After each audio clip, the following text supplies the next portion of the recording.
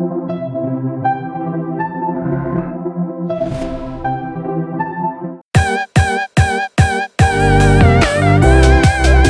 ಫ್ರೆಂಡ್ಸಿಗೆ ಸ್ವಾಗತ. ಇವತ್ತು ಅಡಿಕೆಯಲ್ಲಿ ಕಳೆ ನಿರ್ವಹಣೆ ಹೇಗೆ, ಕಳೆ ಇದ್ದರೆ ಅಡಿಕೆ ತೋಟಿಗೆ ಆಗಲಿ ತೆಂಗಿನ ತೋಟಕ್ಕಾಗಲಿ ನಿಮಗೆ ಎಷ್ಟು ಲಾಭ ಅಂತ ಇವತ್ತು ನಾನು ಈ ವಿಡಿಯೋದಲ್ಲಿ ತೋರಿಸ್ಕೊಡ್ತೀನಿ. ಈ ರೀತಿ ಕಳೆನ ತಿಂಗಳ ಬೆಳೆಸೋಷ್ಟು ಒಳ್ಳೆಯದು. ನೀವು ಕಳೆ ಎಷ್ಟು ಬೆಳೆಸ್ತೀರೋ ಅಷ್ಟು ನಿಮ್ಮ ಭೂಮಿ ಫಲವತ್ತಾಗುತ್ತೆ. ಈ ಥರ ಆದಮೇಲೆ ಇದೇ ಥರ ಮಿಷಿನಿಂದ, ಕಟ್ಟರ್ ಮಿಷಿನಿಂದ, ವೀಡರಿಂದ ನೀವು ಸಣ್ಣಗೆ ಹೊಡಿಬೋದು. ಹೊಡೆದ್ರೆ ಎಲ್ಲ ಗೊಬ್ಬರಗಳು ಇದೇ ಥರ ಆಗುತ್ತೆ. ನಿಮ್ಮ ಭೂಮಿ ಪೂರ್ತಿ ಗೊಬ್ಬರನೇ ಹರಡ್ದಾಗುತ್ತೆ. ಅದನ್ನು ಒಂದೆರಡು ದಿವಸ ಒಣಗಿಸಿ ಅಷ್ಟು ನೀರು ಬಿಟ್ಟರೆ ಅದು ಅಲ್ಲೇ ಕೊಳಿತು, ಅಲ್ಲೇ ಗೊಬ್ಬರ ಆಗುತ್ತೆ. ನಿಮ್ಮ ಭೂಮಿ ಎಲ್ಲ ಕರೆಕ್ಟಾಗಿ ಫಲವತ್ತಾಗಿ ಭೂಮಿ ಎಲ್ಲ ಮೃದುತ್ವ ಬರುತ್ತದೆ. ನಿಮ್ಮ ಭೂಮಿನೇ ಹಾಸಿಗೆ ಇದ್ದಂಗಿರುತ್ತೆ. ಎರೆಹುಳ ಉತ್ಪತ್ತಿ ತುಂಬಾ ಆಗ್ತವೆ. ಇದಕ್ಕೆ ಏನು ಜಾಸ್ತಿ ದುಡ್ಡು ಕೊಡೋದು ಬೇಕಾಗಿಲ್ಲ. ನೀವು ತಿಂಗಳ ಹೊಡಿತಾ ಇದ್ದರೆ ನೀವು ಒಂದು ಎಕರೆಗೆ ಪೆಟ್ರೋಲು 350ರಿಂದ 400 ರೂಪಾಯಿ ಒಳಗೆ ಸಾಕಾಗುತ್ತೆ. ತುಂಬ ಏನೂ ಆಗಲ್ಲ. ಆದ್ದರಿಂದ ಇದೇ ನಿಮಗೆ ತುಂಬ ಅನುಕೂಲ ಆಗ್ತಾಯಿದೆ. ಆದ್ದರಿಂದ ಹೇಳ್ತಾಯಿದ್ದೀನಿ, ಅಡಿಕೆ ತೋಟದಲ್ಲಿ ಕಳೆ ಬೆಳೆಸಿ, ಗಿಡಗಳು ಏನೂ ಆಗಲ್ಲ. 1-2 ಹುಳ ಬರ್ತವೆ, ತಲೆ ಕೆಡಿಸ್ಕೊಬಿಡ್ರಿ, ಏನೂ ಆಗಲ್ಲ. ನೀವು ಭೂಮಿನ ಹದ ನೋಡಿಕೊಂಡು ನೀರು ಕಟ್ಟಿ, ಜಾಸ್ತಿ ಒಣಗಿಸ್ಬೇಡ್ರಿ, ಜಾಸ್ತಿ ಹಸಿನು ಮಾಡಬೇಡ್ರಿ. 8-10 ದಿವಸ ನಿಮ್ಮ ಭೂಮಿ ಅನುಕೂಲ ತಕ್ಕಂತೆ ಹದ ನೋಡಿಕೊಂಡು ನೀರು ಕಟ್ಟಿರಿ. ಮತ್ತು ಸುತ್ತ ಗುಣಿ ಮಾಡಿರಿ. ನೀವು ನೀವು ಕೊಟ್ಟಿಗೆ ಗೊಬ್ಬರ ಕೊಡಿರಿ, ಇಲ್ಲ ಕೋಳಿ ಗೊಬ್ಬರ ಕೊಡಿರಿ, ಇಲ್ಲಾಂದರೆ ಎರೆಹುಳ ಗೊಬ್ಬರ ಕೊಡಿರಿ. ಯಾವುದೇ ಕಾರಣಕ್ಕೂ ಕಂಪ್ನಿ ಮಾಡಿರೋ ಗೊಬ್ಬರಗಳನ್ನ ಕೊಡೋಕ್ಕೆ ಹೋಗ್ಬೇಡ್ರಿ. ಅದೆಲ್ಲ ಅವರ ಅನುಕೂಲಕ್ಕಾಗಿ ಅವ್ರು ಮಾಡ್ತಾರೆ ಹೊರತು ನಿಮ್ಮ ಅನುಕೂಲಕ್ಕಲ್ಲ. ಅದನ್ನು ನೀವು ಮಂದಕ್ಕೆ ಇಟ್ಕೋಬೇಕು. ನೋಡಿ, ಬದಗಳು ಇದೆಲ್ಲ ಈಗ ಇದರಲ್ಲಿ ಹೊಡಿಬೋದು. ಕಳೆಯಲ್ಲಿ ನೀಟಾಗಿ ಬರುತ್ತೆ. ಹಾಗೆ ಹಿಂಗೆ ನೋಡಿರಿ, ಪೂರ್ತಿ ಎಲ್ಲ ಇದೇ ಥರ ಹೊಡಿತಾ ಇರಬೇಕು. ಆವಾಗ ಕಳೆಗಳೆಲ್ಲ ತುಂಬ ಗದ್ದೆ ತುಂಬ ಹರಡಿ ಅದೇ ನೀರು ಬಿಟ್ಟಾಗ ಕೊಳಿತದೆ, ಇದೇ ಗೊಬ್ಬರ ಆಗುತ್ತೆ. ಇದೇ ಥರ ನೀವು ಕಳೆ ಬೆಳೆಸಿ ಹೊಡೆಯೋದ್ರಿಂದ ಇನ್ನೂ ನಿಮ್ಮ ತೋಟಕ್ಕೆ ಪೂರ್ತಿ ಭೂಮಿನೇ ಫಲವತ್ತಾಗುತ್ತೆ. ಇದು 1 ಸತಿ 2 ಸತಿಗೆ ಫಲವತ್ತಾಗೋದಲ್ಲ, 2-3 ವರ್ಷ ಇದೇ ಥರ ಮಾಡ್ತಾಯಿದ್ರೆ ನಿಮ್ಮ ಭೂಮಿ 50%ರಿಂದ 60% ಜೀವಾಣುಗಳು ಅಲ್ಲೇ ಉತ್ಪತ್ತಿ ಆಗ್ತವೆ, ಎರೆಹುಳು ಉತ್ಪತ್ತಿ ಆಗ್ತವೆ. ಮತ್ತು ನಿಮ್ಮ ತೋಟ ಯಾವಾಗಲೂ ಹಸಿರಾಗೇ ಇರುತ್ತೆ.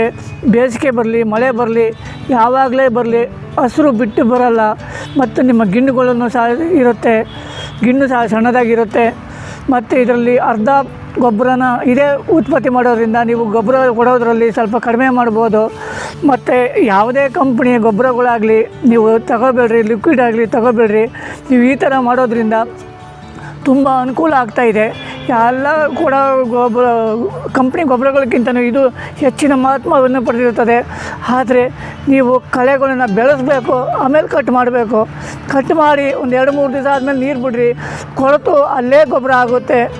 ಆದ್ದರಿಂದ ನಾನು ಮತ್ತೆ ಹೇಳ್ತಾಯಿದ್ದೀನಿ, ನಿಮಗೆ ಯಾರೋ ಏನೋ ಹೇಳಿದ್ರು ಅಂತ ತೋರಿಸ್ಬೇಡ್ರಿ. ಅವು 1 ವರ್ಷ ಮಾತ್ರ ಇರ್ತದೆ, ಕಂಟಿನ್ಯೂಗಿ ಇರೋಲ್ಲ. ಆದ್ದರಿಂದ ಈ ಥರ ನಿರಂತರವಾಗಿ ಮಾಡ್ಕೊಂಬನ್ನಿ, ನಿಮ್ಮ ತೋಟ ಅತ್ಯುತ್ತಮವಾಗಿ ಇರುತ್ತೆ. ನೋಡಿರಿ, ಈ ಥರ ನೀವು ಸಸಿಯಿಂದಲೂ ಕಳೆ ಹೊಡೆದು ಮಾಡ್ತಾಯಿದ್ರೆ ಭೂಮಿ ಫಲ ಬರೋದ್ರೊಳಗೆ 5-6 ವರ್ಷ ಆಗಿರುತ್ತೆ. ಅಷ್ಟೊತ್ತಿಗೆ ನಿಮ್ಮ ಭೂಮಿ ಎಲ್ಲ ಪೂರ್ತಿ ಫಲವತ್ತಾಗಿರುತ್ತೆ. ಆದರೂ ಗಿಡ ನೋಡಿರಿ, ವರ್ಷ ಪೂರ್ತಿ ಮಳೆ ಬೀತಿ ಈಗ 10 ದಿವಸ ಆಗೈತೆ ನಿಂತು, ಆದರೂ ನಮ್ಮ ತೋಟಗಳು ಎಲ್ಲೂ ಹಳದಿ ಬಂದಿಲ್ಲ. ಈ ಥರ ಮಾಡೋದ್ರಿಂದ ನಿಮಗೇನು ತೊಂದರೆ ಆಗಲ್ಲ. ಬಟ್ ಬಸಿ ಕಲೆಗಳು ಇರಬೇಕು.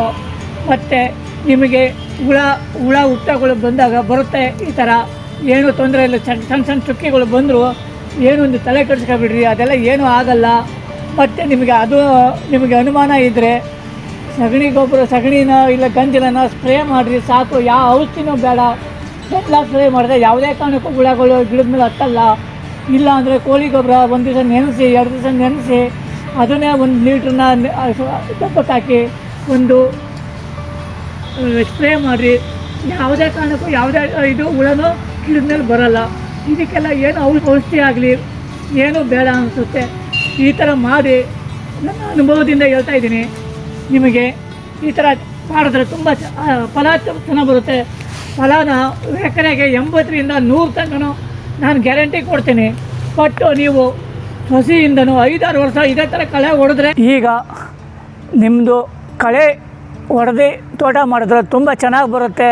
ಮತ್ತು ತೋಟದಲ್ಲಿರೋದು ಯಾವುದೇ ವಸ್ತಾಗಲಿ ಒಂದು ಪೀಸು ಸಹ ಹೊರಗಡೆ ಹಾಕಬೇಡ್ರಿ. ಹೊರಗಡೆಯಿಂದ ಯಾವುದೇ ಕಾರಣಕ್ಕೂ ಏನೂ ಒಳಗೆ ತರಬೇಡ್ರಿ. ಅದು ನಮ್ಮ ತೋಟಗಾರಿಕೆಯ ಮೊದಲನೇ ತತ್ವ. ಮತ್ತು ಈ ಮಣ್ಣು ಆಗಲಿ ಏನೇ ಆಗಲಿ ಹಾಕಬೇಡ್ರಿ. ಎರೆಮಣ್ಣಂತೂ ದೇವರೇ ಹಾಕಬೇಡ್ರಿ. ಅಂಟು ಮಣ್ಣು ಮಾತ್ರ ನಿಮ್ಮ ಭೂಮಿಗೆ ಹಾಕಲೇಬೇಡ್ರಿ. ಹಾಕಂಗಿದ್ರೆ 1 ಎಕರೆಗೆ ಒಂದೇ ಲೋಡು ಇದು ಗೋಡು ಹಾಕ್ರಿ, ಜಾಸ್ತಿ ಹಾಕಬೇಡ್ರಿ. ಮತ್ತು ಇದೇ ನಿಮ್ಮ ಇಲ್ಲೇ ಕಳೆ ಹೊಡೆಯೋದ್ರಿಂದ ನಿಮ್ಮ ಇದು ತೋಟನೇ ಇಲ್ಲೇ ಫಲವತ್ತಾಗುತ್ತೆ. ತಲೆ ಕೆಡಿಸ್ಕೊಬೇಡ್ರಿ. ಮತ್ತು ಗರಿ ಬೀಳೋದೆಲ್ಲ ಇಲ್ಲೇ ಕೊಳಿಸ್ಬೇಕು, ಎಲ್ಲೂ ಎತ್ತಾಕಬೇಡ್ರಿ. ಕ್ಲೀನ್ ಅಂತಲ್ಲ, ಇಲ್ಲೇ ಕೊಳಿಸ್ರಿ. ಮಳೆಗಾಲದಲ್ಲೆಲ್ಲ ಅದು ಕೊಳೆತು ಇಲ್ಲೇ ಗೊಬ್ಬರ ಆಗುತ್ತೆ. ನೋಡಿರಿ, ಇಲ್ಲಿ ಈ ಥರ ಗೊಬ್ಬರ ಆಗುತ್ತೆ. ಕೊಳೆತು ಗೊಬ್ಬರ ಆಗುತ್ತೆ, ಅದೇ ಫಲವತ್ತಾಗುತ್ತೆ. ನೀವು ಹೊರಗಡೆಯಿಂದ ಏನು ತರೋದು ಬೇಡ. ಅಡಿಕೆ ತೋಟ ತೊಗೊಳೋಕ್ಕೆ ಕಮ್ಮಿ ಖರ್ಚಿಂದ ಅಧಿಕ ಲಾಭ ತಗೊಳ್ಳೋದು ನಮಗೆ ಭಾಳ ಇಂಪಾರ್ಟೆಂಟು. ಆದ್ದರಿಂದ ನಾನು ಈ ವಿಡಿಯೋ ನಿಮಗೆ ತುಂಬ ಇಷ್ಟ ಆಗಿದರೆ ಸಬ್ಸ್ಕ್ರೈಬ್ ಮಾಡಿ. ಯಾರು ಸಬ್ಸ್ಕ್ರೈಬ್ ಮಾಡಿಲ್ಲ ಅವರು ಸಬ್ಸ್ಕ್ರೈಬ್ ಮಾಡಿ ಮತ್ತು ಬೆಲ್ ಬಟನ್ ಒತ್ತಿ.